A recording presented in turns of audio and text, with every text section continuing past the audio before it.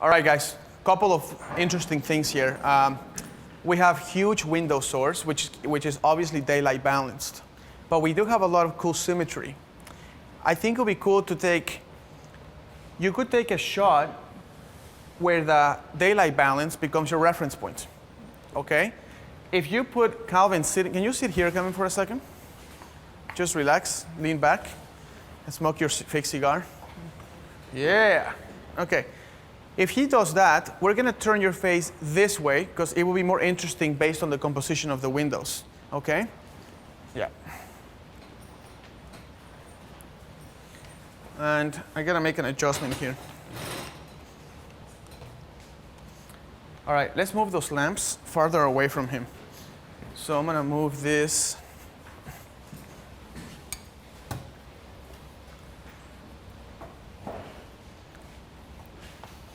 There.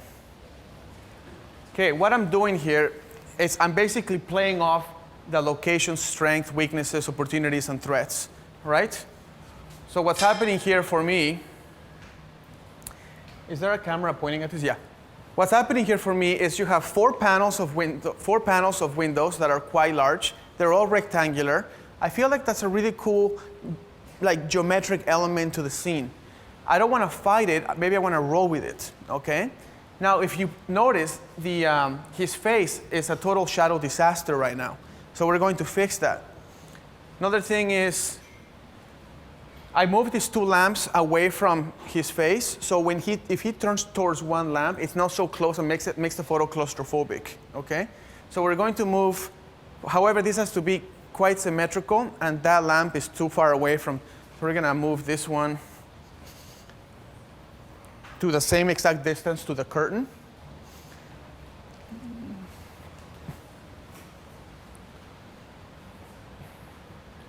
Grab your hand, man, and rest your chin on it like you're just sitting there for a while, and turn your face this way. That's it. Go ahead and grab your butt and sit farther out into the edge of the chair so it's more relaxing, more slouchy. That's it. Good. Now, you guys cannot see this, but now that I did that, more of the window light is hitting his face on this side. So now that will become my reference point, okay? I'm gonna take the picture black and white because of the trees and all the buildings in the back. The colors are too distracting for me. So I'm gonna grab this, turn this to black and white. That will take care of that. I'm gonna make my ISO 800. I'm gonna make my aperture 5.6. And if it's the light is too bright, I'm just going to make it f8. If it's too dark, I'm just going to lower it to f4. f5.6 is like a perfect middle ground, and it allows me to go up and down quickly. If you were shooting a real groom, you have a minute to do this. So 5.6 is a good, like, too much light, go to f8. Too little light, go to 2.8. Okay?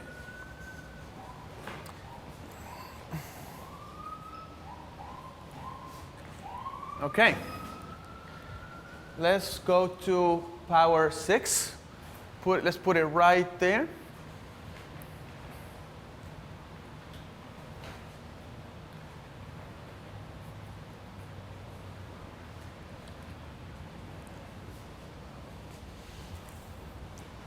All right, Calvin, go ahead and relax yourself. Good. Grab your hand and put it back up. And just, you've been sitting there like that. Turn your face towards the light, like that. If he had a bottle of wine, or if he had like a cup or something, I would give it to him, and we do have one.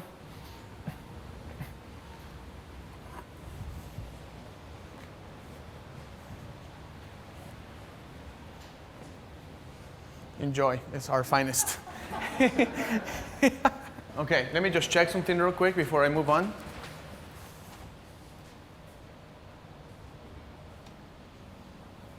Okay. I'm just looking to see if there's a base inside the lamp, because then I can put my flash there, and I can put an orange gel and make those lamps even brighter with orange. Does that make sense? But there is no base. However, there's also no wall. It's a window. That means if I flash it up towards the lamp hole, it won't really bounce off the wall because it's a window. The light will go through. So we'll totally make it work. This is like the opportunities of the location, right? This is kind of what we're talking about. Okay, let's point that light above the wine glass. You look perfect. Just point your face slightly towards Colin's belt. I'm sure that's an interesting point. That's very nice. No smile. I'm going to play with the symmetry of these windows. I'm going to take the picture without the light first. Colin, I'm going to remove the light for a second. 1, 2, 3. Sorry, erase that. Okay, 1, 2, 3. Okay, this is without. Let's put that, oh yeah, that's it. Good. Now let's put the light up. You notice that he looks like a silhouette, right? Well, that's cool, but it's not cool enough. Like, let's do it right.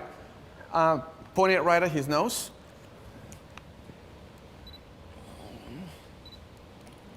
One, 2, 3. Did that fire? Try it again.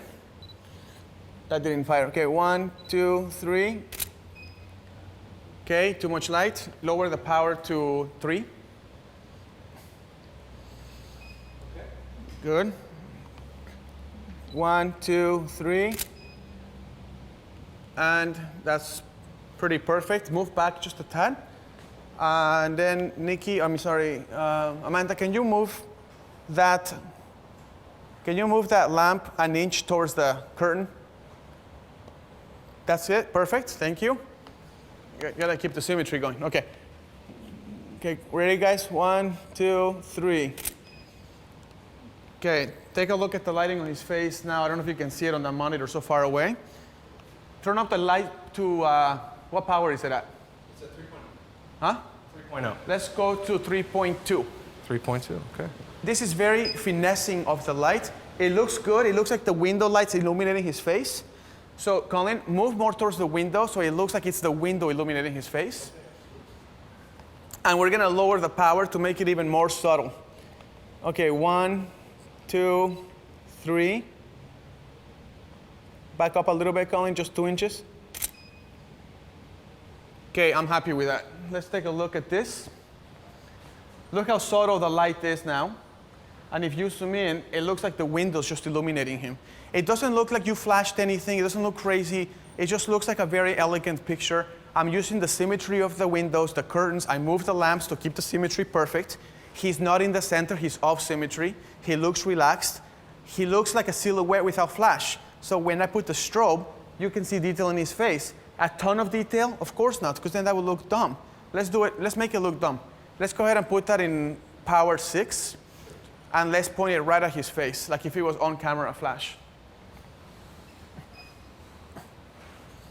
Right here, like if it was right here.